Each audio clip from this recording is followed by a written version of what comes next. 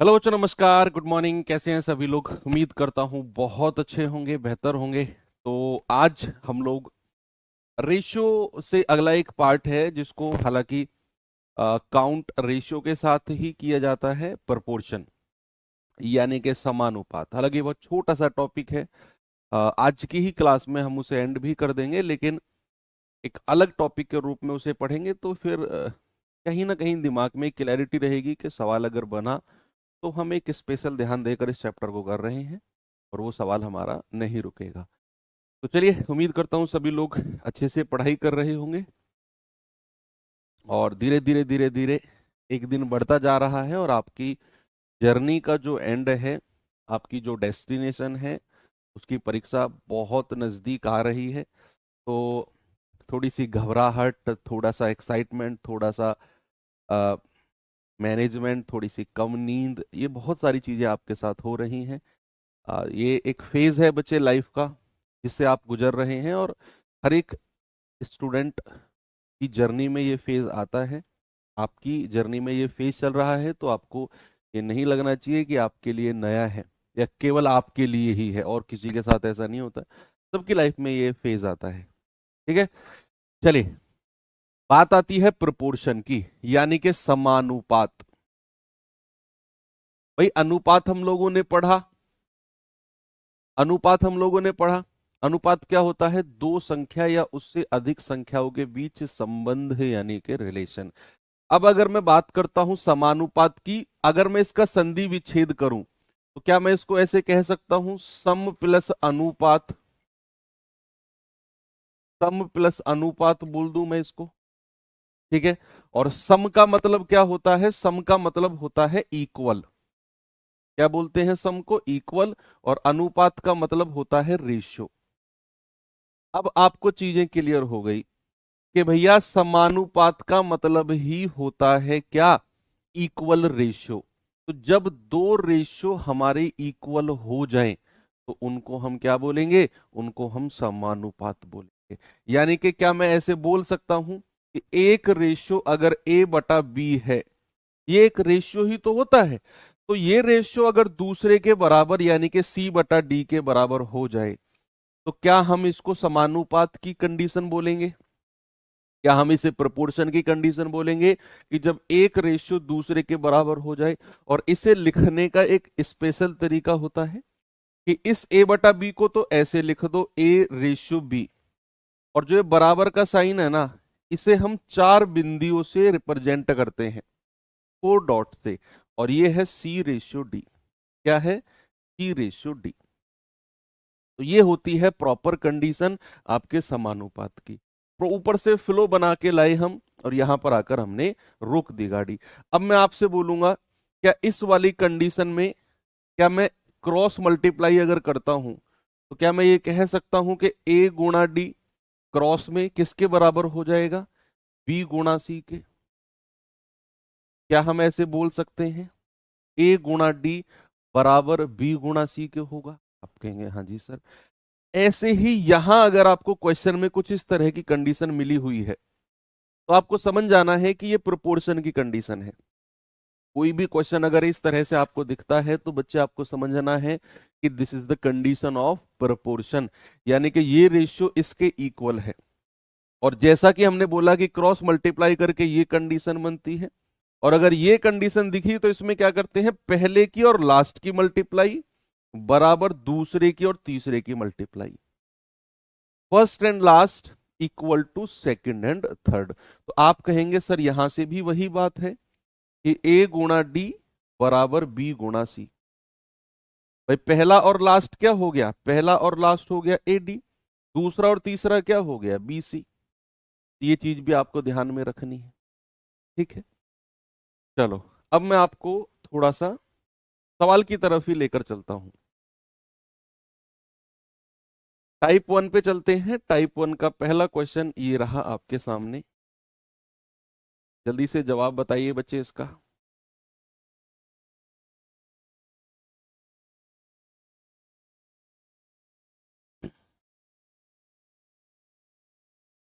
सवाल है, यदि चार संख्याएं 39, 117, 17 और वाई ये समानुपात में है तो y का मान बताइए क्या होगा।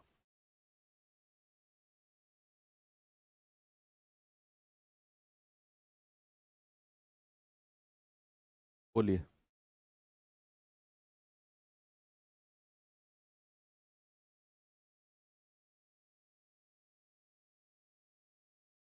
भाई यहां पर उसने बोला है कि चार संख्या दी हुई है, 39, 117, 17 और y।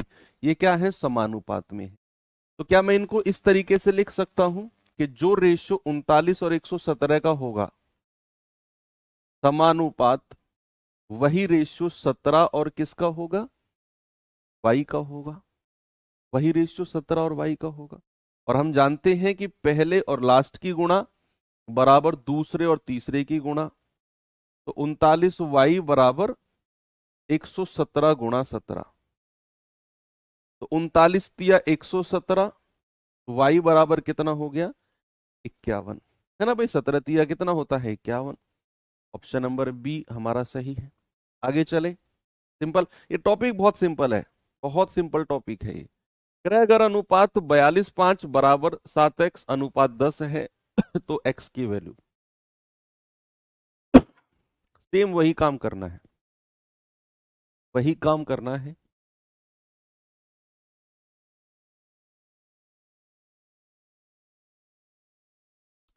भाई फर्स्ट एंड लास्ट बराबर सेकंड एंड थर्ड।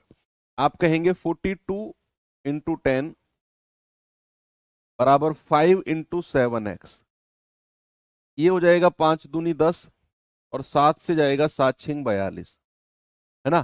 तो x बराबर कितना हो गया, 6 की 2 में गुणा करेंगे, x बराबर हो गया 12।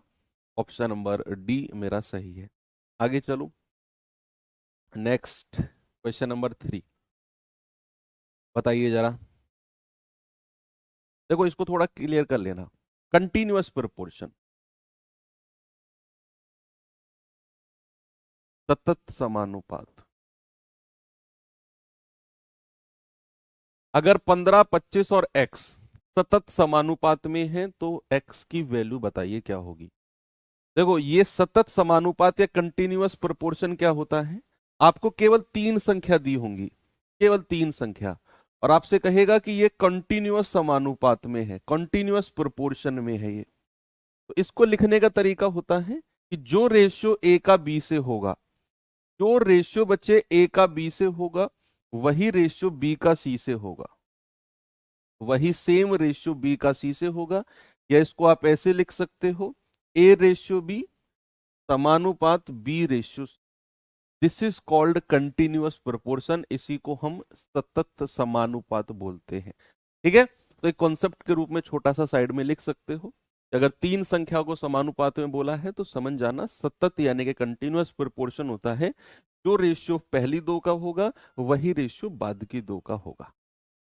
तो यहां पर क्या मैं इसको ऐसे लिख सकता हूं कि 15:25 समानुपात 25:x।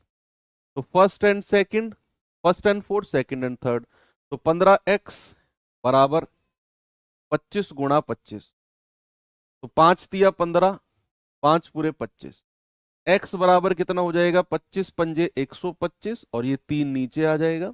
आपका जवाब है ऑप्शन नंबर बी, बिल्कुल सही है। सभी का हो गया। चलिए टाइप 1 तो बहुत ही ज्यादा आसान है, इसे करेंगे जरा। कह रहा है अगर अनुपात 4:10 बराबर x 20 है तो x की वैल्यू क्या होगी। What is the value of x। अभी तो आपको मैंने जो क्वेश्चन कराए उनमें आपको दिया हुआ है डायरेक्ट कि ये संख्या प्रोपोर्शन में। अब जो इसके बाद सवाल आएगा ना, कुछ अलग होगा। उसमें आपको संख्या तो देगा चारों, लेकिन वो प्रोपोर्शन में नहीं होंगी। अभी तो उसने बोल दिया कि भाई 4 और 10, x और 20 ये प्रोपोर्शन में है, क्योंकि उसने बीच में बराबर का साइन लगा दिया। तो हम समझ गए कि ये रेशियो इस रेशियो के बराबर है, और इक्वल रेशियो का मतलब ही क्या होता है, प्रोपोर्शन यानी कि समानुपात होता है। अब जो आने वाले सवाल होंगे उनमें चीजें दी तो होंगी लेकिन प्रोपोर्शन में नहीं होंगी, आपको बनानी पड़ेंगी। तो यहां पर क्या है, पहला और लास्ट की गुणा, दूसरे और तीसरे की गुणा। क्या मैं ये कह सकता हूं कि 10x बराबर 20 चौक 80 होता है? तो यहां से x बराबर क्या हो जाएगा? 80/10 यानी कि 8। चलो यहां तक तो आपको चीजें लगी कि हाँ यार वेल एंड गुड है। अभी जैसे हमने ये क्वेश्चन किया कि भैया ये चार संख्या दी हुई है समानुपात में है, तो हमने सीधा तरीका लगाया। ये क्वेश्चन दिया, सीधा हमने first last second third multiply की। हमें ये संख्या दी हुई है, अब आ जाओ इस सवाल पे कि हमें चार संख्या तो दी होंगी लेकिन वो प्रोपोर्शन में नहीं होंगी, यानी कि उन चारों संख्या में जो रेशियो पहली दो का होगा वो बाद की दो के बराबर नहीं होगा। तो फिर क्या करेंगे? सवाल कह रहा है निम्नलिखित में से कौन सी संख्या 9, 16, 13 और 23 प्रत्येक में जोड़ी जानी चाहिए ताकि परिणामी संख्या समानुपात में हो। और ये एक अच्छा सवाल है। अब इस बार आपको उसने संख्या तो दी है कि 9, 16, 13 और 23, आपको चार संख्या दी हुई है, लेकिन आप इसमें ये मत कर देना, ऐसे मत कर देना पहला दूसरा ये लास्ट, ये गलत है। ये कंडीशन कब लगती है? जब ये चारों की चारों संख्या प्रोपोर्शन में हो। अब उसने बोला है, एक बार सवाल फिर से पढ़ो, कह रहा है निम्नलिखित में से कौन सी संख्या इन चारों में प्रत्येक में जोड़ी जानी चाहिए, यानी कि अभी ये जो चारों संख्या दी हुई है ना, ये इनकम्प्लीट है, ये अधूरी है। तो इन चारों में भैया वो संख्या, इन ऑप्शन में से एक संख्या उठानी है जिसे हम 9 में भी जोड़ेंगे, 16 में भी जोड़ेंगे, 13 में भी जोड़ेंगे और 23 में भी जोड़ेंगे। और जोड़ने के बाद जो हमें संख्या मिलेंगी ना, वो प्रोपोर्शन में होंगी, वो समानुपात में। तो हमें ऑप्शन में से किसी एक ऑप्शन को इन चारों में जोड़ना है और फिर देखना है कि भाई कौन सी संख्या प्रोपोर्शन में है। अब ऑप्शन तो मेरे पास ऐसे हैं कि मैं अगर जोड़ने जाऊंगा, ऑप्शन चेक करने जाऊंगा तो 10-15 मिनट तो इसी में लग जाएंगे मुझे। तो फिर क्या मैं ये कह सकता हूं, देखो इस क्वेश्चन को मैं थोड़ा डिटेल में समझाऊंगा, आने वाले क्वेश्चंस को हम सीधा करेंगे डिटेल में, यानी कि क्या मैं वो संख्या x मान लूं?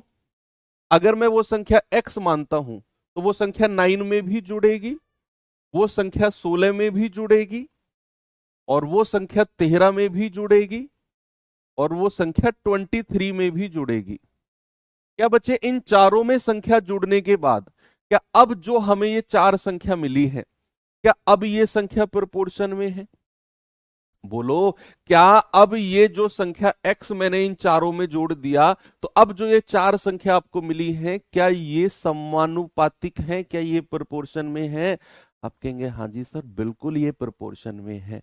तो अब क्या मैं ये कह सकता हूं कि पहला और लास्ट की मल्टीप्लाई बराबर दूसरा और तीसरे की मल्टीप्लाई? क्या अब मैं ये बोल सकता हूं? आप कहेंगे हाँ जी सर। तो क्या हम ये कह सकते हैं कि 9 + x मल्टीप्लाई 23 + x बराबर 16 + x और 13 + x? अब यहां से मल्टीप्लाई करके हमें x की वैल्यू निकालनी है, जो कि मेरे लिए बड़ा ही डिफिकल्ट टास्क हो जाएगा। हमें कम समय में x की वैल्यू निकालनी है। यहां से आप मल्टीप्लाई करोगे x की वैल्यू आएगी, लेकिन थोड़ा सा समय लग जाएगा, थोड़ी सी मेहनत लग जाएगी, थोड़ी सी कैलकुलेशन लग जाएगी, है ना, वो x की वैल्यू निकालने के लिए जिस x को मैंने इन चारों में जोड़ा और जोड़ने के बाद में ये चारों की संख्या प्रोपोर्शन में हो। तो फिर क्या कोई ऐसा तरीका है कि मैं कम से कम कैलकुलेशन का यूज करूं और मुझे x की वैल्यू मिल जाए? हाँ जी सर बिल्कुल है। क्या मैं इन चारों को ऐसे लिख सकता हूं कि जो रेशियो पहली दो का होगा, यानी कि जो रेशियो 9 + x अपॉन 16 + x का होगा, वही रेशियो बाद की दो का होगा, यानी कि 13 + x और 23 + x का होगा? बोलिए, जो रेशियो पहली दो का होगा क्या वही रेशियो बाद की दो का होगा? बिल्कुल होगा। अब यहां पर ट्रिक सुनना, ट्रिक क्या है? आप ऊपर की जो दो संख्या देख पा रहे हो 9 और 13, आपने इन दोनों का डिफरेंस लेना है। कितना है? 4। नीचे की जो दो संख्या देख पा रहे हो, इन दोनों का डिफरेंस लेना है। डिफरेंस कितना है? 7। ऊपर की दो संख्या का डिफरेंस, नीचे की दो संख्या का डिफरेंस। उसके बाद क्या करना है? या तो इस वाले पार्ट को या फिर इस वाले पार्ट को, सुनो, या तो इस वाले पार्ट को या फिर इस वाले पार्ट को 4/7 के बराबर कर दो। तो क्या मैं ऐसे कह सकता हूं कि 9 + x अपॉन 16 + x बराबर 4/7। अब क्रॉस मल्टीप्लाई करके x की वैल्यू निकाल दो, थोड़ा सा जल्दी निकल के आ जाएगी। अब मैं क्या क्रॉस मल्टीप्लाई करूं? 9 सत्ते 63 प्लस 7x बराबर 16 चौको 64 प्लस 4x। देखो ये 4 इधर आकर 7 में से घटेगा तो 3x बचेगा, ये 63 64 में से घटेगा तो 1। तो x बराबर कितना आ गया? 1/3। यही तो आपको चाहिए था, यही तो चाहिए था बच्चे आपको। वैसे यही करना है आपने, चाहे वो प्रत्येक संख्या में जोड़े, चाहे वो प्रत्येक संख्या में घटाए, आपको यही तरीका करना है। जैसे अगर मैं आप 7 कहां से आया? 16 और 23 का अंतर। 4 कहां से आया? 13 और 9 का अंतर। ठीक है भाई, चलो अब मैं एक सवाल और देता हूं आपको, खुद से ट्राई करना उसे। जैसे ये रहा सवाल, क्या जवाब होगा इसका? जल्दी से मुझे बताइए। इसके बाद जो हमारा चैप्टर होगा वो मिक्सर एलिगेशन होगा। मिक्सर एलिगेशन चैप्टर आप पढ़ चुके हैं, मतलब एलिगेशन मेथड तो आप परसेंटेज के जमाने से पढ़ते आ रहे हैं, तो वही चीज है, कुछ नया नहीं होगा।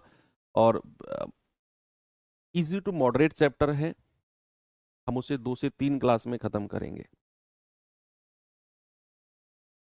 सवाल है, जब 7 9 11 15 प्रत्येक संख्या में से समान संख्या घटा दी जाती है। पिछले क्वेश्चन में जोड़ रहा था, इसमें कह रहा है समान संख्या घटा दी जाती है, तो परिणामी संख्याएं, परिणामी संख्याएं मतलब ये जो संख्या दी हुई है, अगर मैं प्रत्येक में से कुछ घटाऊं, 7 9 11 15 घटाने के बाद जो संख्या मिले वो परिणामी संख्या समानुपात में होगी। बताओ घटाई गई संख्या कितनी है? आप कहेंगे ओके सर, तो यहां पर क्या मैं ऐसे कह सकता हूं कि अगर मैं 7 में से x घटाऊं डिवाइड बाई 9 में से x घटाऊं, भाई जो रेशियो पहली दो का होगा, समानुपात का कंडीशन यही तो बोलता है कि अगर आपको 4 संख्या दी हुई है तो जो रेशियो पहली दो का होगा वही रेशियो बाद की दो का होगा। यही तो बोलती है समानुपात की कंडीशन, वही तो कर रहा हूं मैं कि जो रेशियो पहली दो का होगा x घटाने पर, वही रेशियो बाद की दो का होगा x घटाने पर। इतना काम आपने किया। अब क्या करना है? ऊपर की जो संख्या दी हुई है इनका अंतर, अंतर का मतलब होता है बड़ी में से छोटी घटाना है। तो 11 में से 7 गया 4, नीचे वाली संख्याओं का डिफरेंस, तो 15 में से 9 गया 6, अंतर लेना है। ठीक है, आपने ले लिया। अब या तो इस वाले पार्ट को या फिर इस वाले पार्ट को 4/6 के बराबर कर दो। आप कहोगे 7 - x अपॉन 9 - x बराबर 4/6। तो 2 दूनी 4 और 2 तिया 6, क्रॉस मल्टीप्लाई करेंगे, 7 तिया 21 माइनस 3x बराबर 9 दूनी 18 माइनस का 2x। देखो ये 18 21 में से घटेगा 3 बचेगा, और ये माइनस का 3 उधर जाकर प्लस का 3 हो जाएगा, तो 3 में से 2 गया, x बचेगा। तो x की वैल्यू कितनी आ गई बच्चे? x की वैल्यू आ गई 3। बिल्कुल करेक्ट है। x बराबर कितना हो गया? x बराबर 3 हो गया। सभी का आ रहा है करेक्ट, बिल्कुल सही आ रहा है। क्या मैं आगे बढ़ूं? चलिए इस सवाल पे आएंगे बच्चे जरा। कह रहा है जब 55 50 23 22 में से प्रत्येक से x को घटाया जाए तो परिणामी संख्याएं इस क्रम में समानुपातिक होती हैं। अब उसके बाद आपने, आपसे उसने वो संख्या की वैल्यू नहीं पूछी, उसने बोला है कि 3 7 और x का चतुर्थ अनुपात बताइए। ये चतुर्थ अनुपात क्या होता है, थोड़ी देर हम रुकेंगे और फिर समझेंगे। पहले आप वो संख्या बता दो, पहले आप क्या करो, वो संख्या बता दो मुझे जिसे मैं 55, 50, 23 और 22 प्रत्येक में से घटाऊं और संख्या समानुपातिक हो जाए। वो संख्या मुझे बता दो आप, बोलिए।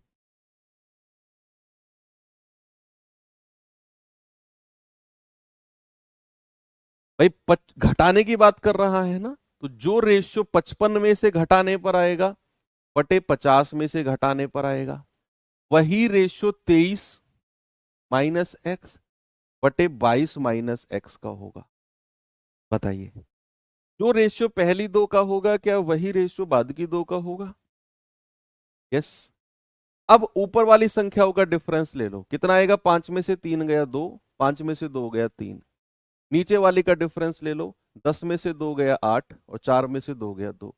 इस वाले रेशियो को या इस वाले को 32 बटे 28 के बराबर कर दो, तो आप कहोगे सर 55 माइनस एक्स बटे 50 माइनस एक्स को किसके बराबर करना है, 32 बटे 28 के। तो 4 सत्तू 28, 4 अट्ठू 32, क्रॉस मल्टीप्लाई करेंगे, 7 पंजे 35, 7 पंजे 35 और 3 38 माइनस 7x बराबर 8 पंजे 40, 400 माइनस का 8x।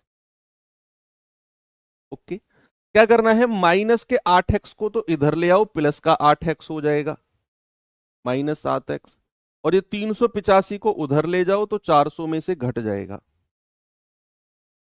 तो यहां से x बराबर कितना आ गया, x बराबर आ गया 15। अब आपसे उसने क्या बोला है, आपसे उसने बोला है कि 3, 7 और x की वैल्यू क्या निकाली है, 15। इसका फोर्थ प्रोपोर्शन वो हमने अभी नहीं पढ़ा। अब हम कुछ प्रोपोर्शन के रूल्स पढ़ने वाले हैं। अभी थोड़ी देर के लिए आप क्या करो, अपनी कॉपी में आप नोट्स तो नहीं बना रहे होंगे, इतना मुझे भरोसा है। जो नोट्स बना रहे हैं वो भैया से मैं बोल रहा हूँ, तो आपको हैंड रिटन नोट्स दे, थोड़ा सा स्पेस छोड़ दो।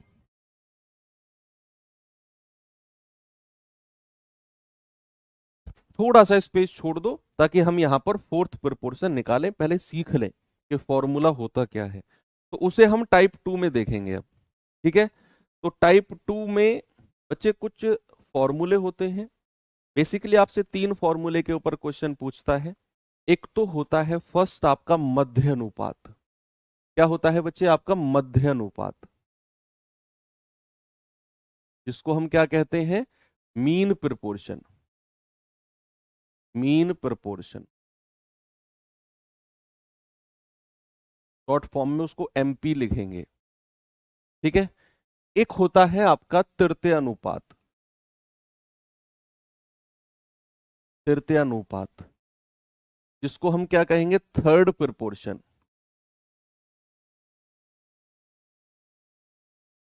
थर्ड प्रोपोर्शन इसको हम शॉर्ट फॉर्म में टीपी बोलेंगे। और एक होता है आपका चतुर्थ अनुपात,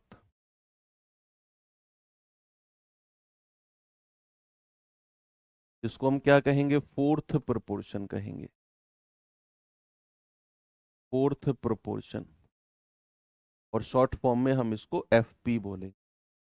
ओके, तो ये 3 प्रोपोर्शन के फॉर्मूले होंगे जिनसे बेसिकली आपसे सवाल पूछा जाता है, और हर बार पूछा गया है इन्हीं तीनों से, या तो मध्य अनुपात या तृतीय अनुपात या चतुर्थ अनुपात, या इनके आपस में अमेलगमेशन, यानी कि इनके किसी किन्हीं दो को एक ही क्वेश्चन में रख के पूछ लेगा, या तो इसको इसको या पहले तीसरे को। तो सबसे पहले हम देखेंगे कि इनके फॉर्मूले होते क्या है।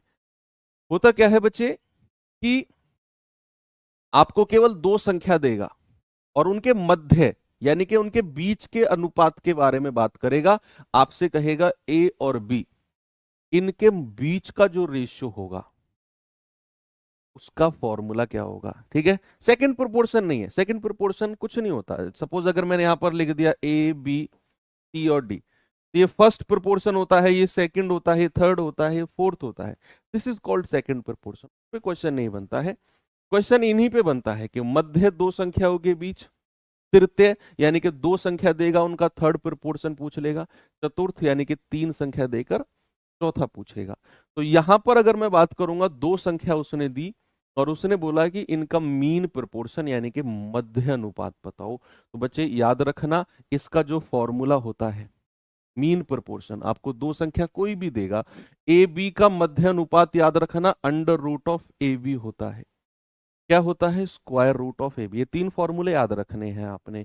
तो ए बी का मध्य अनुपात क्या होगा बच्चे? Root A B.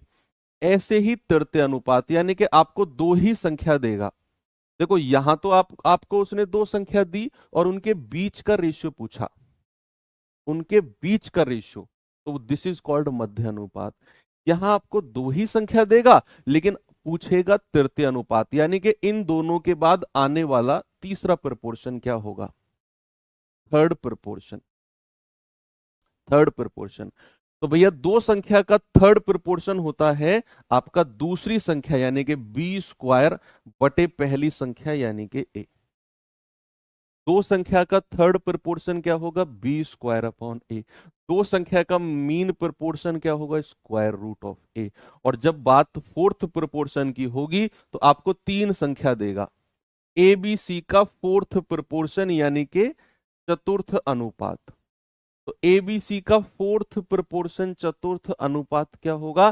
Fourth proportion होगा दूसरी गुणा तीसरी, यानी कि बी गुणा सी बटे पहली संख्या। ये होता है इसका फोर्थ प्रपोर्शन। ठीक है, ये तीन फॉर्मूले हैं बच्चे जो आपको बेसिकली ध्यान में रखना है।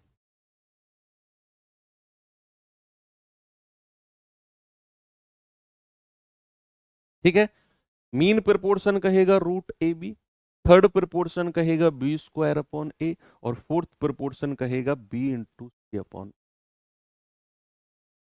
आगे बढ़ सकता हूं क्या मैं? इनके ऊपर क्वेश्चन कैसे बनते हैं अब मैं आपको दिखाता हूं। अच्छे सवाल भी हैं इनके ऊपर मेरे पास, अच्छे क्वेश्चन भी है जिनमें आपको कैलकुलेशन करनी पड़ेगी, ऐसे सवाल भी हैं। ठीक है, हो सकता है कि आपके लेवल से थोड़ा सा ऊपर हो लेकिन उनमें आप दिमाग लगाओगे, थोड़ा सा डेवलप होगा आपका दिमाग इस तरह के क्वेश्चंस। कह रहे 4 और 16 के बीच मध्य अनुपात क्या है? तो बहुत बेसिक क्वेश्चन कराऊंगा, अच्छे सवाल भी दिखाऊंगा फिर आपको मैं। कह रहे कि 4 और 16 के बीच मध्य अनुपात, मीन प्रोपोर्शन बिटवीन 4 and 16 क्या होगा? भैया 4 और 16 के बीच मध्य अनुपात क्या होता है? रूट ए बी, यानी कि 4 गुणा 16। तो क्या हो जाएगा? रूट 64। और रूट 64 क्या होता है? 8। ये इन दोनों के बीच मध्य अनुपात है। मध्य अनुपात का मतलब है कि ये मैंने 4 लिखा, ये मैंने 16 लिखा, इनके बीच में एक ऐसी संख्या है जिसको हमने अभी निकाला है 8, जिसका 4 से जो रेशियो होगा, 4 से रेशियो कितना है इसका? 1/2 का, वही रेशियो इसका 16 से होगा, यानी कि 8/16 कितना आ गया? 1/2। सेम रेशियो हो गया ना, इसको कहते हैं मीन प्रोपोर्शन। प्रूफ भी कर दिया हमने, यानी कि 4 और 16 के बीच में ऐसी एक संख्या होगी जिसका 4 से जो रेशियो होगा वही उसका 16 से रेशियो होगा, सेम रेशियो को हम क्या कहेंगे? Mean proportion. ओके, चलिए आगे चलते हैं, थोड़ा सा इस क्वेश्चन पे आएंगे बच्चे।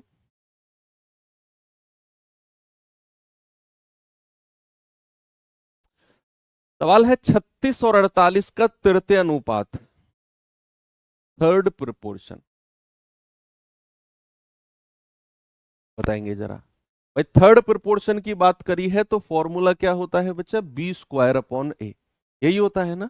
यानी कि दूसरी संख्या 48 का स्क्वायर 48 गुणा 48 अपॉन पहली संख्या दैट इज 36। तो 12×3 = 36, 12×4 = 48, 3 से जाएगा 16 बार और 16 की 4 में गुणा करेंगे 64। ये आ गया थर्ड प्रोपोर्शन। अब इसको थोड़ा सा समझेंगे कैसे?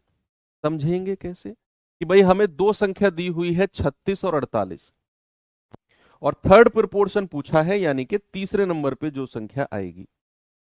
तो समझना कैसे है कि थर्ड प्रोपोर्शन का मतलब होता है कि मान लो तीसरी संख्या हमने 64 निकाल दी, ये वाली जो आई है, समझना है कि जो रेशियो पहली दो का होगा, यानी कि जो रेशियो 36 और 48 का होगा, तो 12×3 = 36, 12×4 = 48, बच्चा वही रेशियो दूसरी और तीसरी का होना चाहिए।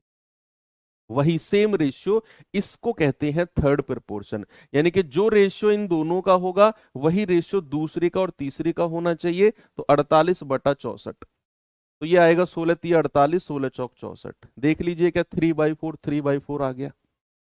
हमने प्रूव भी कर लिया इस बात को कि भैया थर्ड प्रोपोर्शन का मतलब होता क्या है, कि जो रेशियो पहली दूसरी का होगा वही रेशियो दूसरी और तीसरी संख्या का होना चाहिए।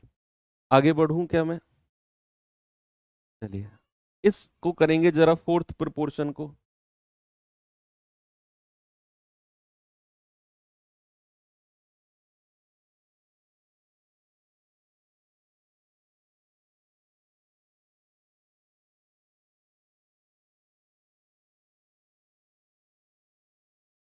अच्छा हाँ 7 वाला, हाँ 7 वाला करेंगे ना। अभी फोर्थ प्रोपोर्शन का एक क्वेश्चन तो कर लो।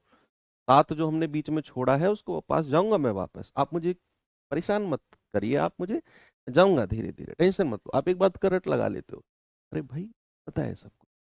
कह रहा 16 24 और 32 का फोर्थ प्रोपोर्शन क्या होगा? फोर्थ प्रोपोर्शन का फॉर्मूला होता है B/C/A, यानी कि दूसरी संख्या गुणा तीसरी संख्या बटे पहली संख्या। तो 16 दूनी 32 और 24 दूनी 48। इसका मतलब क्या हुआ? इसका मतलब हुआ कि आपको अगर उसने दो संख्या दी हुई है 16 24 और 32, तो चौथे नंबर पे हमने कौन सी संख्या निकाली है? चौथे नंबर की फोर्थ प्रोपोर्शन निकाला है 48। तो जो रेशियो इन दोनों का होगा वही रेशियो इन दोनों का होगा। तो 16 और 24 का रेशियो क्या है? 8 दूनी 16 8 तिया 24। तो इन दोनों का रेशियो कितना होगा? 32/48। यानी कि 16 दूनी 32 और 16 तिया 48, 2/3 2/3 आ गया। हमने प्रूव भी कर लिया फोर्थ प्रोपोर्शन और सवाल भी कर लिया। बात क्लियर है? अब मैं आपको सवाल पे लेकर चलता हूं जो हमने पिछले टाइप में अधूरा छोड़ा था, ये वाला। आपने यहाँ x की वैल्यू निकाली। अब उसने आगे सवाल पूछा है कि 3 7 और x का फोर्थ प्रोपोर्शन, चतुर्थ अनुपात बताइए। मेरे पास सवाल क्या बन गया? 3 7 और x की वैल्यू क्या निकाली है हमने? 15। तो फोर्थ प्रोपोर्शन क्या हो जाएगा बच्चे इसका? ये हो जाएगा B/C, यानी कि 7 × 15 और बटे 3। 3×5 = 15 और 7×5 = 35। आंसर कितना होगा बच्चा? आंसर हो जाएगा 35।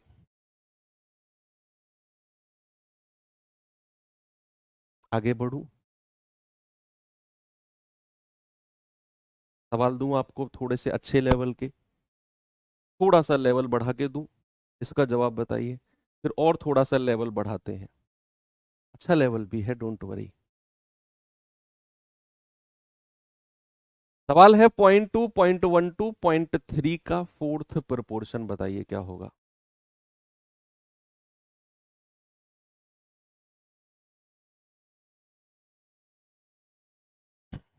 0.2 0.12 0.3 फोर्थ प्रोपोर्शन क्या होता है? B/C/A। 0.12 0.3/0.2। देखो क्या 0.2 का जो डेसिमल है वो 0.3 के डेसिमल से हट सकता है? हट सकता है कि नहीं? बिल्कुल हट सकता है। तो यहां से क्या मैं ये बोल सकता हूं, 2 से जाएगा 2 छिक्के 12, 0.6 टाइम। और 0.6 की अगर मैं 3 में गुणा करता हूं तो कितना आ जाएगा? 1.8। कितना आ जाएगा बच्चा? 0.06 होगा ना, सॉरी 0.06। तो 0.06 की 3 में गुणा करोगे तो 0.18 हो जाएगा। कितना हो जाएगा बच्चा? 0.18। ऑप्शन नंबर बिल्कुल सही। आगे चले, चलिए सवाल ये देता हूं, जरा कोशिश करिए इसका जवाब आप मुझे दें।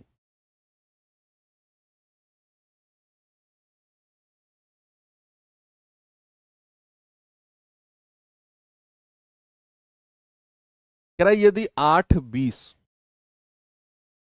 का तृतीय अनुपात, थर्ड प्रोपोर्शन P है, और 3 5 और 24 का चतुर्थ अनुपात Q है, आपको बताना है 2 + Q।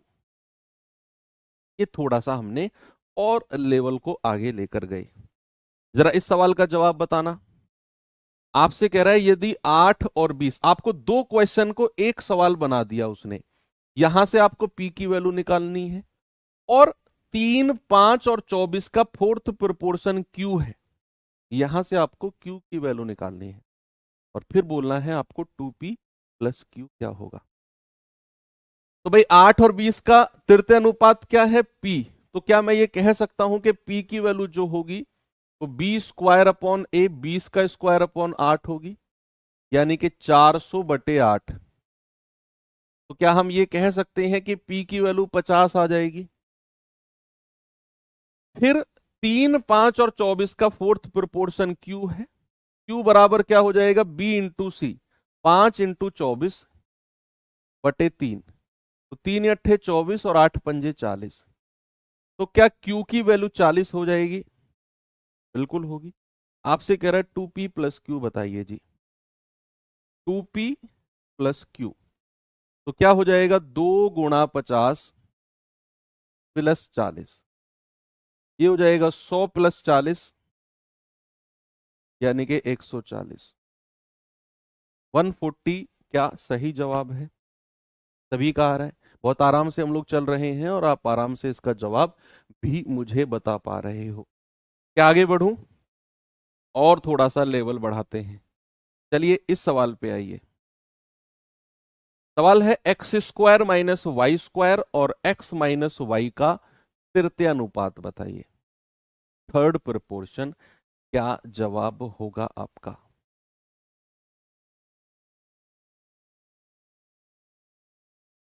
x² - y² और x - y का थर्ड प्रोपोर्शन।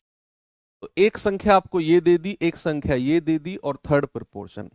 अच्छा, थर्ड प्रोपोर्शन क्या होता है, b² अपॉन ए होता है कि नहीं। तो b² यानी कि x - y का होल स्क्वायर अपॉन ए क्या है आपका, x² - y²। क्या x² - y² को मैं ये लिख सकता हूं बच्चा, क्या x + y और x - y, ये होता है क्या फॉर्मूला, सब जानते हैं इसको। यस, ऊपर है x - y का होल स्क्वायर, उसको ओपन नहीं करना है, इसको ऐसे ही रहने दो। और नीचे वाले को लिख सकते हो x + y और x - y। देखो x - y से ऊपर का स्क्वायर माइनस हो हट जाएगा, तो ये बचेगा x - y ऊपर बचेगा और नीचे x + y। भाई क्यों, क्योंकि x - y का होल स्क्वायर है और होल स्क्वायर का मतलब है कि x - y की 2 बार मल्टीप्लाई है, x - y गुणा x - y, जो कि एक नीचे से कटेगा, एक बचेगा। आपका जवाब है ऑप्शन नंबर बी। क्या जवाब है, option number B, x - y upon x + y। आगे बढ़ूं, चलिए इस पे आएंगे बच्चे जरा।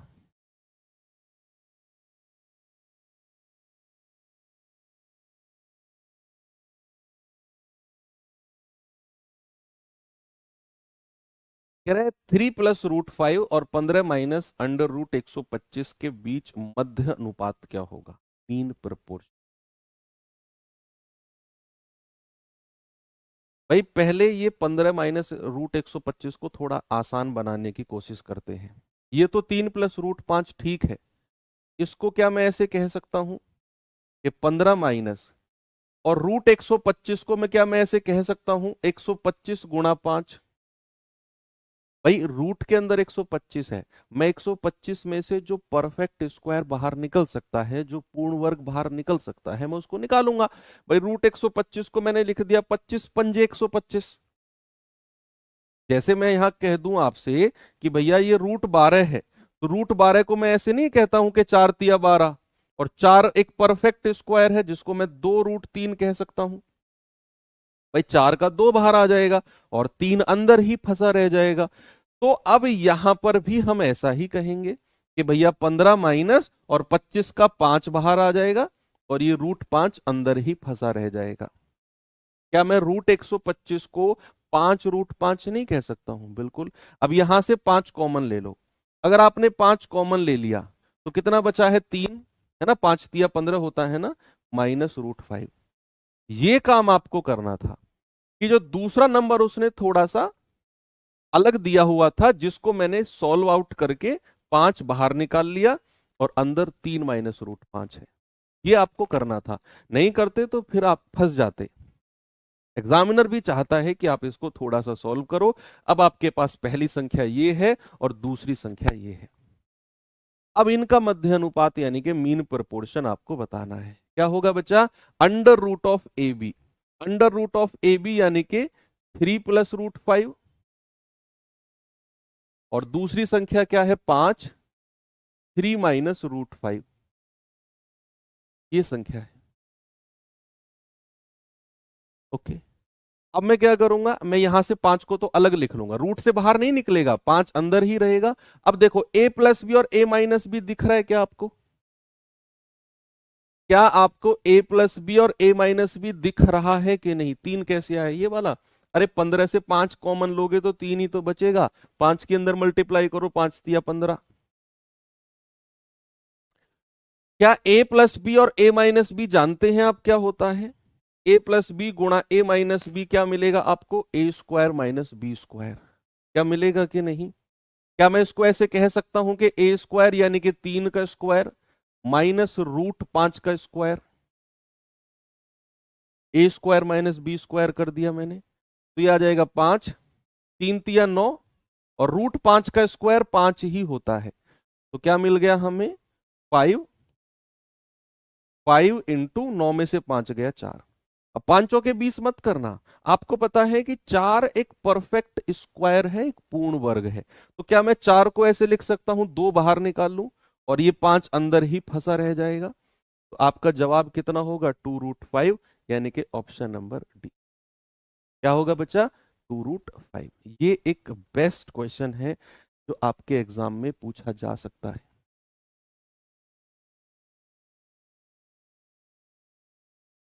ठीक है, सभी का आ गया 2√5। आगे बढ़ू।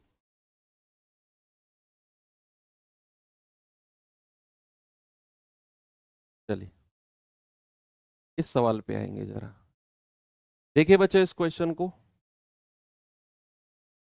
सवाल है, यदि F1 और F2 क्रमशः 2/7, 7/12 और 8 तथा 5/6, 4/3 और 10 के चतुर्थ अनुपाती यानी कि फोर्थ प्रोपोर्शन। भाई F1 इसका फोर्थ प्रोपोर्शन है और F2 इसका फोर्थ प्रोपोर्शन है। F1:F2 बताना है। कर लीजिए, रेशियो ही तो पूछा है। भाई F1 क्या हो जाएगा मेरा? B × C/A, यानी कि 2/7 B × C, यानी कि 7/12 × 8, और डिवाइड बाई A कितना है? 2/7। मैंने क्या किया? B × C, दूसरी गुणा तीसरी बटा पहली संख्या।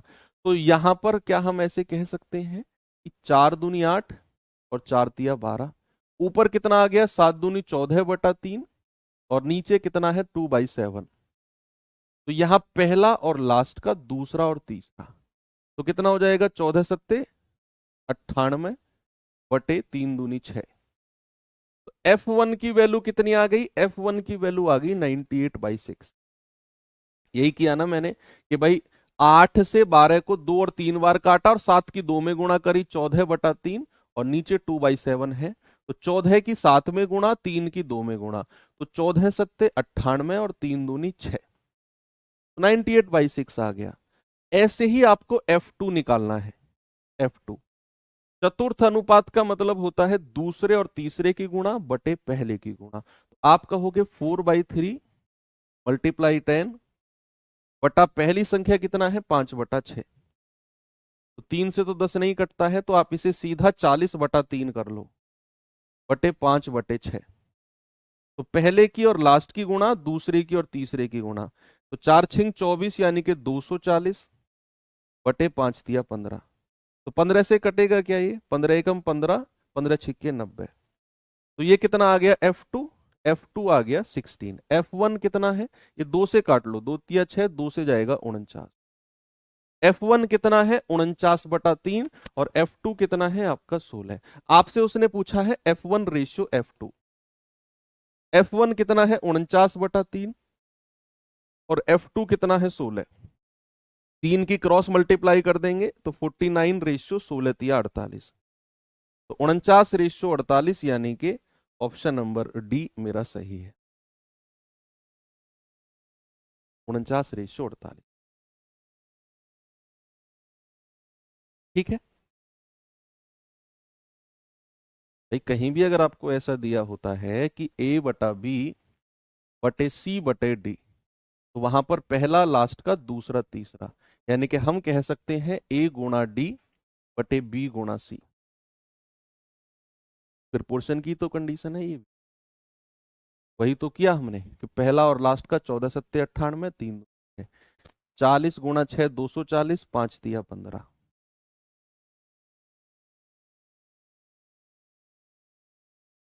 चलिए एक सवाल और चलते हैं, इसको देखेंगे बच्चे जरा। सवाल है AC और BC का चतुर्थ अनुपात है D। ओके, कह रहे BC² AD/C और C का फोर्थ प्रोपोर्शन बताइए क्या होगा।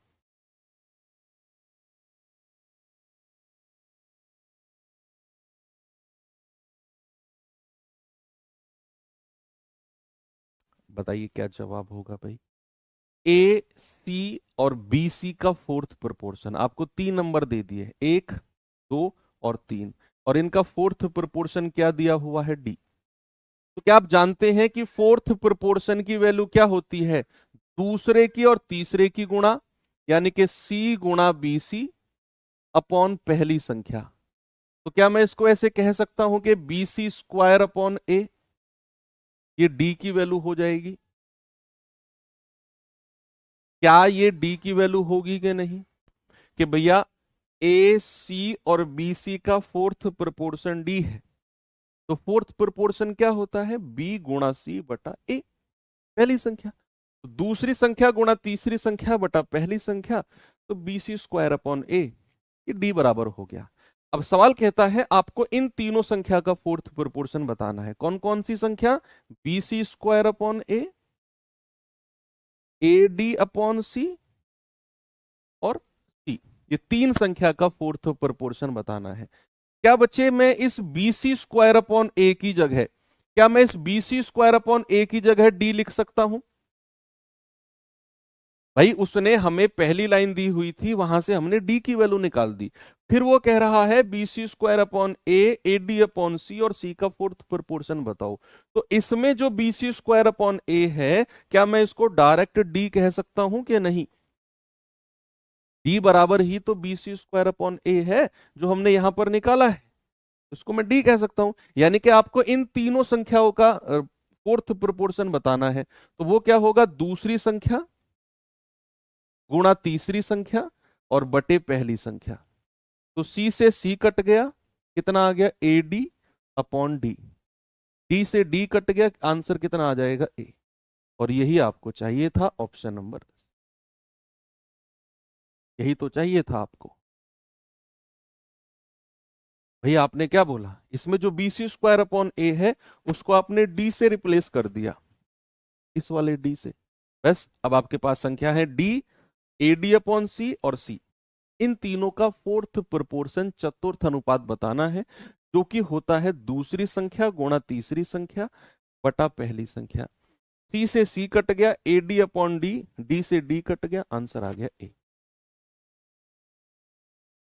ठीक है, ये अच्छे क्वेश्चन है, इन पे आपको दोबारा मेहनत करनी पड़ेगी, देखने पड़ेंगे दोबारा। चलिए और आगे चलते हैं थोड़ा सा, ये और अच्छे लेवल का क्वेश्चन कराता हूं, इसके बाद में फिर चीजें लगभग एंड ही है।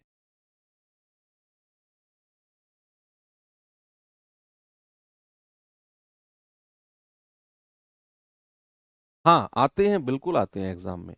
अच्छा क्वेश्चन बना तो ऐसे क्वेश्चन आपको देखने को मिलेंगे। इतने आसान क्वेश्चन भी मिलेंगे जैसा मैंने आपको ऊपर कराए थे, ऐसे क्वेश्चन भी देखने को मिलेंगे कि 36/48 का तृतीय अनुपात, 4/16 का मध्य अनुपात। लेकिन बच्चे आप खुद सोचो, क्या अगर ऐसा क्वेश्चन आया कि 4 और 16 का मध्य अनुपात बताओ, या 36 और 48 का तृतीय अनुपात बताओ, क्या आपको ऐसा लगता है कि आप ही इतने तगड़े पढ़ने वाले हो कि केवल आप ही कर पाओगे उस सवाल को। कि 4 और 16 का मध्य अनुपात केवल आप ही कर पाओगे, लाखों बच्चे नहीं कर पाएंगे। आप क्या ऐसा क्वेश्चन करके कि 4 और 16 का मध्य अनुपात बताओ, ऐसा क्वेश्चन करके क्या आपको लगता है कि आप कंपटीशन में बहुत आगे निकल जाओगे? किसी से भी नहीं होगा ये सवाल। भाई वो ऐसा सवाल अगर एग्जाम में आता है इतना आसान कि 4-16 का मध्य अनुपात, तो ये मानो कि वो सवाल हटा दो अपने कंपटीशन से, वो सवाल कंपटीशन में है ही नहीं। कंपटीशन में होते हैं ऐसे क्वेश्चन, अगर ऐसा क्वेश्चन आया और उसे आप कर गए, तब ये मानना कि भाई साहब मैं लाखों बच्चों से आगे निकल गया, क्योंकि लाखों बच्चे इस सवाल को नहीं कर पाएंगे। आपके फॉर्म ही इतने भरे जाते हैं कि कोई भी बात करी जाए तो लाखों में करी जाती है। 30-35-40 लाख फॉर्म भरे गए सपोज, अगर ऐसा क्वेश्चन आ गया तो मैं कह रहा हूं कई लाख बच्चे नहीं कर पाएंगे इस सवाल को, और आप कर गए तो ये मानो कंपटीशन में कितने आगे निकल गए आप। हार्ड क्वेश्चन को देख के ऐसे अफरा तफरी मत मचाया करो, कितना हार्ड आता है एग्जाम में, इतना हार्ड नहीं आता एग्जाम में। आसान आसान कर गए तो फिर वो सवाल तो सभी कर लेंगे, फिर तुम्हारा सिलेक्शन क्यों करे एसएससी? तुम्हारे जैसे तो लाखों बच्चे खड़े हैं लाइन में उन सवालों को करके, तुम में ऐसा स्पेशल क्या है कि तुम्हें सेलेक्ट करे एसएससी? बोलो, कभी पूछना अपने आप से कि मैं ऐसा स्पेशल क्या कर रहा हूं, ऐसा कौन से स्पेशल क्वेश्चंस को मैं मॉक में सॉल्व कर रहा हूं कि मुझे एसएससी सेलेक्ट करे, मैं दावेदार हूं। मॉक में जिन सवालों को तुम कर रहे हो उन्हें सब कर रहे हैं, और जिन्हें तुम छोड़ रहे हो उन्हें भी बहुत सारे लोग कर रहे हैं। तो फिर दावेदार तो वो लोग हो गए जिन सवालों को तुम छोड़ रहे हो, बाकी लोग उन्हें कर रहे हैं। आप कहाँ दावेदार हुए फिर? ना, ये गलाकट कंपटीशन है बच्चे, इसमें बुरा मानने वाली बात नहीं है। यहाँ अगर सिलेक्शन लेना है ना, तो अपनी ईगो से और अपने कंफर्ट जोन से बाहर निकलना पड़ेगा आपको, तभी जाकर चीजें बन पाएंगी। ये सवाल करिए। भाई कह रहा है कि ये इतनी बड़ी संख्या दी हुई है और ये दी हुई है, इन दोनों का तृतीय अनुपात पूछा है। अब देखकर बच्चा डर जाएगा, यार ये तो मैं नहीं कर पाऊंगा, ये तो मैं नहीं कर पाऊंगा। बच्चे इसमें थोड़ा सा सर्ड सिंडिसिस का यूज होगा कि अगर ए की पावर बी है और उसकी पावर सी है, तो याद रखना इसका मतलब पावर आपस में मल्टीप्लाई हो जाती है, बी इंटू सी हो जाती है। एक रूल तो इसमें ये लगेगा, एक रूल तो इसमें ये लगेगा। दूसरा रूल क्या लगेगा? दूसरा रूल लगेगा कि अगर आपको क्या दिया हुआ है, अगर आपको दिया हुआ है 1/a की पावर माइनस का एक्स, और इस माइनस एक्स को मैं प्लस में बदलना चाहता हूं पावर में, तो ये फ्रैक्शन पलट जाएगा, ये बन जाएगा a की पावर प्लस एक्स। सपोज अगर आपको दिया हुआ है a की पावर माइनस एक्स और इस पावर को मुझे प्लस में करना है, तो ये हो जाएगा a की पावर 1/x, सॉरी 1/a की पावर x, इस तरीके से। तो यहां पर हमें पता है इसका और इसका थर्ड प्रोपोर्शन निकालना है, तो इस दूसरे वाले का स्क्वायर करना पड़ेगा, और स्क्वायर करने से पहले इस माइनस वाली पावर को ऊपर ले जाओ, क्योंकि ये माइनस वाली पावर ऊपर जाके किसकी बन जाएगी? प्लस वाली। तो ये हो गया x की पावर 0.25 मल्टीप्लाई बाई y की पावर 0.25 मल्टीप्लाई बाई, और z की पावर माइनस है ना, तो ऊपर जाकर ये प्लस हो जाएगी 0.25, है ना। मैंने बोला कि अगर माइनस की साइन को प्लस में करना है पावर का, तो वो संख्या ऊपर चली जाएगी। अब हमें क्या करना है? इसका स्क्वायर करना है, स्क्वायर। क्यों? थर्ड प्रोपोर्शन यानी कि तृतीय अनुपात का मतलब ही होता है बी स्क्वायर अपॉन, क्या होता है? बी स्क्वायर अपॉन ए। थर्ड प्रोपोर्शन का मतलब ही क्या होता है बच्चा? बी स्क्वायर अपॉन ए, यानी कि आपको दूसरी संख्या का स्क्वायर करना है। अब स्क्वायर करना है तो अब यहां पर ये वाला रूल लगेगा कि ये पावर आपस में मल्टीप्लाई हो जाएंगी। तो x की पावर 0.2 से 2 को मल्टीप्लाई करेंगे 0.25 से, तो ये हो जाएगा 25 दूनी 50 यानी कि 0.5। y की पावर 2 से गुणा करेंगे तो 0.5, और z की पावर को 2 से गुणा करेंगे तो 0.5। ये हमें मिल गया क्या? दूसरी संख्या का स्क्वायर।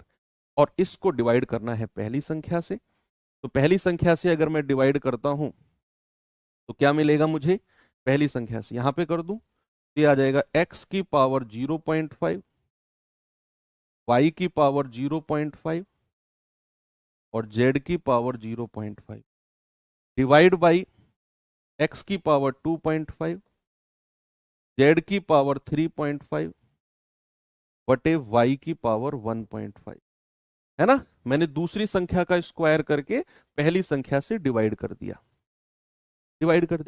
अब क्या होगा, अब होगा कि ये जो नीचे का y वाला पार्ट है ना, ये ऊपर चला जाएगा।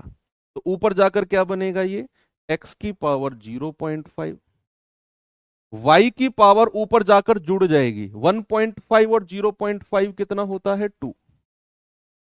भाई 1.5 में अगर आधा जोड़ोगे तो 2 ही तो होगा। ये y की पावर ऊपर चली जाएगी यहां पर, और 0.5 से 1.5 जुड़ जाएगा, और z की पावर 0.5 डिवाइड बाई x की पावर 2.5, z की पावर 3.5। ठीक है। अब फाइनल स्टेप रह गया हमारा। फाइनल स्टेप में क्या करना है कि x को नीचे ले आओ और z को भी नीचे ले आओ, y को ऊपर ही रहने दो, y को ऊपर ही रहने दो। अगर x नीचे आएगा तो भैया, x अगर नीचे आएगा तो साइन चेंज हो जाएगा पावर का। तो x अगर 0.5 है तो नीचे आके x की पावर माइनस का 0.5 होगी, और 2.5 में से 0.5 घटेगा तो क्या बचेगा, एक्स स्क्वायर, है ना। 2.5 में से आधा घटेगा एक्स स्क्वायर। ऐसे ही ये भी नीचे आके माइनस हो जाएगा, तो जेड क्यूब बचेगा। ऑप्शन चेक कर लो कहीं है क्या, ये रहा option number, Y square upon X square into Z cube. ये मुझे लगता है कि आपके एग्जाम में लेवल शायद ना बने, लेकिन इसका मतलब ये नहीं है कि आप इसे पढ़ के ना जाओ। आपको ये लेवल तक मैं जा रहा हूं, हालांकि ये लेवल एसएससी जीडी आज तक गया नहीं है, और हो सकता है कि ना भी जाए, लेकिन एडिक्विटी है तो हमें थोड़ा सा, मैंने कहा ना, हमें बाउंड्री से बाहर जाके चलना पड़ेगा।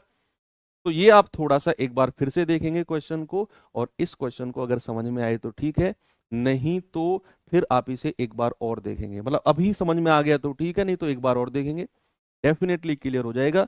ऐसा क्वेश्चन फर्स्ट टाइम देखते हैं तो सरदर्द करता है, यार ये क्या हो गया, हम तो अभी तक सीधी सीधी संख्याओं के मध्य अनुपात, तृतीय अनुपात, चतुर्थ अनुपात पढ़ रहे थे, ये सर कहाँ से ले आए, है ना। तो ये भी आया हुआ क्वेश्चन है, इसीलिए मैंने कराया आपको। चलिए बस इतना ही है। अब मैं आपको चलता हूं टाइप 3 पे। टाइप 3 में बेसिकली हमें दो चीजें करनी है। एक तो हमें पढ़ना है अनुक्रमानुपाती, आप लोगों ने शायद सुना होगा अनुक्रमानुपाती, और एक पढ़ना है आपको व्युत्क्रमानुपाती। व्युत्क्रमानुपाती, इसको इंग्लिश में क्या कहते हैं बच्चे, डायरेक्टली प्रोपोर्शनल। Directly proportional. और इसको क्या कहते हैं, इसको कहते हैं इनवर्सली प्रोपोर्शनल। इनवर्सली प्रोपोर्शनल, ये आपने दोनों चीज शायद सुनी होंगी, नाम सुने होंगे, कि डायरेक्टली प्रोपोर्शनल और इनवर्सली प्रोपोर्शनल के नाम। ठीक है, बहुत आसान है, देखते हैं क्या है इसमें। भाई अनुक्रमानुपाती मतलब होता है डायरेक्टली, देखो इंग्लिश से सीधा क्लियर है नाम, डायरेक्ट, आमने सामने। इनवर्स का मतलब होता है एक बटे में। व्युत्क्रम का मतलब तो पता है ना, व्युत्क्रम का मतलब क्या है, एक बटे, और डायरेक्ट का मतलब है आमने सामने।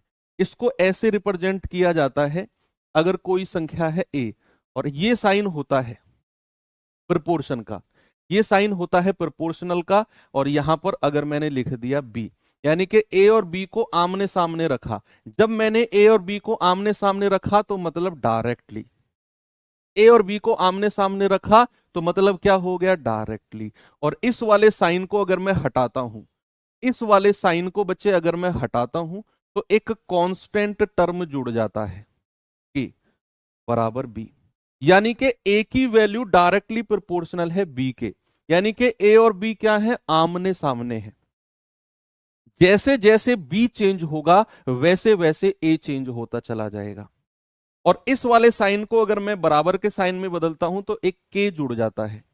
के का मतलब है कि ए की वैल्यू जो होगी ना, वो के टाइम्स होगी बी के। ए की वैल्यू जो होगी वो के गुना होगी किसके, बी के। और के क्या है, के हमारा एक कांस्टेंट टर्म है।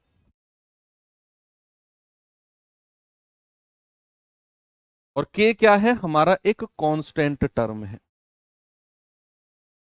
ये एक कांस्टेंट टर्म है, ठीक है। के इज अ कांस्टेंट टर्म, जिसकी वैल्यू एक बार आ गई वो उतनी ही रहेगी, चेंज नहीं होगी। तो ए बराबर क्या हो जाएगा, ए बराबर हो जाएगा बच्चा के टाइम्स ऑफ बी। ऐसे ही अगर मैं बात करता हूं इनवर्सली प्रोपोर्शनल, देखो डायरेक्ट का मतलब है तो ए डायरेक्ट है बी के, ऐसे ही अगर मैं इनवर्स कहूंगा तो जरा मुझे बताना क्या होगा। अगर मैंने इनवर्स बोला तो जरा मुझे बताना क्या होगा। आप कहेंगे सर व्युत्क्रम का मतलब है कि अगर ये ए है, ये साइन प्रोपोर्शनल का है, और अगर बात व्युत्क्रम का है तो ये 1/b हो जाएगा। क्या हो जाएगा, 1/b। यानी कि जब डायरेक्ट की बात थी तो ए और बी आमने सामने थे, इस साइन को हटाया, बराबर का साइन लगा, तो के टाइम्स हो गया, के गुना ऑफ बी। ऐसे ही अगर मैं बात करूंगा इनवर्स की तो ए डायरेक्ट नहीं होगा बी के, 1/, में हो जाएगा, और यहां पर अगर मैं इस साइन को हटाता हूं तो के टाइम्स ऑफ 1/b। के क्या है, वही के हमारा कांस्टेंट है, जिसकी वैल्यू एक बार निकल गई वो वही फिक्स रहेगी उस क्वेश्चन के लिए, उस सवाल के लिए के की वैल्यू फिक्स रहेगी। तो इनके ऊपर क्वेश्चन कैसे बनते हैं जरा मैं दिखाता हूं आपको। सवाल है बच्चे जैसे ये रहा आपके सामने, कह रहा है यदि P Q के अनुक्रमानुपाती है, वो कहेगा आपसे कि डायरेक्टली प्रोपोर्शनल है या इनवर्सली प्रोपोर्शनल है, वो देगा आपको कि अनुक्रमानुपाती है या व्युत्क्रमानुपाती है। के कहां से आया, के कहीं से आया नहीं है। इस साइन को बच्चे जैसे ही हम हटाते हैं तो ये बराबर का साइन में चेंज करने के लिए इस टर्म को के से गुणा करते हैं। इसका मतलब है ए की वैल्यू बी के बराबर नहीं है, बी का कोई मल्टीपल है। देखो अगर मैं इस साइन को उठा के बराबर लिख दूंगा ए बराबर बी, तो इसका मतलब तो ये हो जाएगा ए इक्वल टू बी हो गया। फिर तो इस साइन का मतलब ही क्या रह गया, इस साइन का मतलब ही है कि ए बी के डायरेक्ट बराबर नहीं है, ए बी का कोई गुणज है। पहला भी हो सकता है, यानी कि के की वैल्यू 1 2 3 4, तो ए बी का पहला गुणज भी हो सकता है, दूसरा भी हो सकता है, तीसरा भी हो सकता है, लेकिन यह है कि ए बी का ही कोई मल्टीपल है, ए जो है वो बी का ही कोई गुणज है। ये वो साइन के कहना चाहता है। तो जैसे यहां पर उसने बोला कि पी क्यू के अनुक्रमानुपाती है, अनुक्रमानुपाती का मतलब है directly proportional, P directly proportional to Q. तो यहां से हम कहेंगे कि पी बराबर के टाइम्स ऑफ क्यू, यानी कि पी क्यू के बराबर नहीं है, पी जो है वो क्यू के बराबर नहीं है, वो क्यू का के टाइम्स मल्टीपल है, के टाइम्स, और के क्या है, कांस्टेंट टर्म है। अब उसने बोला है कि यदि P1 15 है और Q1 630 है, यदि P2 6 है तो Q2 क्या होगा। अब है क्या इसमें, आपको पहले P1 और Q1 को देखना है, 2 से मतलब नहीं है अभी हमें। अभी हम क्या करेंगे, P1 अगर 15 है तो Q1 कितना है, 630। यहां पे रखकर हम K की वैल्यू निकालेंगे, K की वैल्यू, और मैंने कहा K कांस्टेंट है, एक बार जो K की वैल्यू आ गई तो फिर आ गई। जैसे यहां पर मैंने कहा कि P1 अगर 15 है बराबर K टाइम्स ऑफ Q1 कितना है, 630, तो यहां से K की वैल्यू कितनी आएगी बच्चे, 15/630, यानी कि 15 एकम 15, 15 चौकू 60, 15 दूनी 30, ये आ गया K की वैल्यू 1/42। K की वैल्यू कितनी है, 1/42, और ये इस क्वेश्चन के लिए फिक्स हो जाएगी। इस क्वेश्चन में जहां जहां भी मैं K का यूज करूंगा वहां 1/42 ही लूंगा। अब उसने कहा यदि P2 6 है, इसी फॉर्मूले को दोबारा यूज करना है, यदि P2 6 है तो K की वैल्यू कितनी लूंगा मैं, 1/42, क्योंकि वो फिक्स हो गई। वो मैंने P1 और Q1 रख कर K की वैल्यू निकाल दी, वो फिर इस क्वेश्चन के लिए फिक्स हो गई। जहां जहां भी मैं फॉर्मूला यूज करूंगा इस क्वेश्चन में K की वैल्यू को 1/42 ही लेना है। अब कह रहा है Q2 बताइए, तो Q2 कितना हो जाएगा, 42 की गुणा इधर कर दो, तो Q2 कितना हो गया, 6 गुणा 42, यानी कि 6 दूनी 12, 6 चौक 24 और 1 25, कितना आ गया, 252। ऑप्शन नंबर सी मेरा बिल्कुल करेक्ट है। ऐसे आपने करना है। एक बार आपको उसने P1 और Q1 की वैल्यू दी तो आपने इस फॉर्मूले में रखकर K की वैल्यू निकाल दी। फिर आपसे कह रहा है यदि P2 6 है तो Q2 बताइए, तो फिर इस फॉर्मूले का यूज करेंगे और P2 की जगह 6 रखेंगे, K की जगह वही जो हमने वैल्यू निकाली है 1/42, और Q2 हमसे पूछा है ये वाला Q2 हमसे पूछा है 252। इंग्लिश में गलत है क्या? If P is inversely proportional, नहीं, डायरेक्टली प्रोपोर्शनल होगा। डायरेक्टली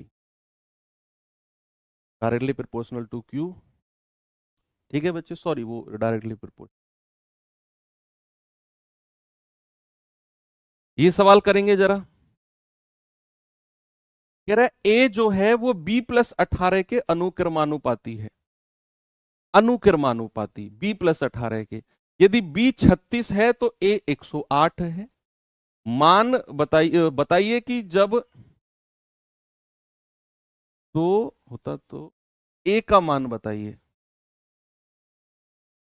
है यहां थोड़ी सी लाइन में सी, तो A का, तो A का मान ज्ञात कीजिए जब B 68 है। थोड़ा हिंदी में ठीक कर लेना। कह रहा है A B+18 के अनुक्रमानुपाती है। B अगर 36 है तो A 108 होता है। तो A का मान ज्ञात कीजिए जब B 68 है। ठीक है, तो सबसे पहले हमें दिया हुआ है A directly proportional to B+18। तो क्या मैं ये कह सकता हूं कि A बराबर जो होगा वो K टाइम्स ऑफ B+18 होगा? K टाइम्स ऑफ K गुणा होगा। अब यहां पर हम सबसे पहले इस कांस्टेंट की वैल्यू निकालेंगे। सबसे पहले क्या करेंगे, इस कांस्टेंट की वैल्यू निकालेंगे। अब वो कैसे निकलेगी? उसने कहा कि जब B बराबर 36 है तो A बराबर 108 है। तो A और B की वैल्यू रखकर हम K की वैल्यू निकालेंगे। तो A कितना है? 108 K टाइम्स ऑफ, और B कितना है? 36 है, +18। तो ये कितना आ जाएगा? K आ जाएगा 108 बटे 36 और 18 54। 54 दूनी 108। तो K कितना आ गया? 2। K आ गया 2। अब K की वैल्यू इस क्वेश्चन के लिए फिक्स हो गई कि जहां जहां ये फॉर्मूला हम यूज करेंगे वहां K बराबर 2 रखना है। अब कह रहा है कि तो A का मान ज्ञात करो जब B 68 है। तो A बराबर क्या हो जाएगा? K कितना है हमारा? 2, और B कितना है? 68। तो 68 प्लस 18, तो कितना हो गया? A बराबर 2 गुना ऑफ 8 8 16, 6 और 1 7 और 1 8। तो 2 छिक्के 12, 2 अट्ठे 16 और 1 17। कितना आ गया? 172, यानी कि ऑप्शन नंबर डी मेरा सही है। एक क्वेश्चन और दूं, ये सवाल और करिए, बताइए जल्दी से जवाब क्या होगा।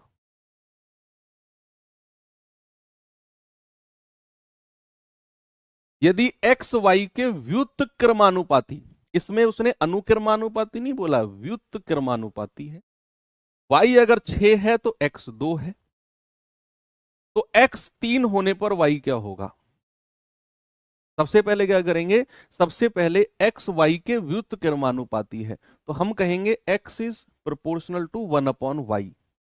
भाई व्युत्क्रम, इनवर्सली बोला उसने, और इनवर्सली का साइन तो यही होता है।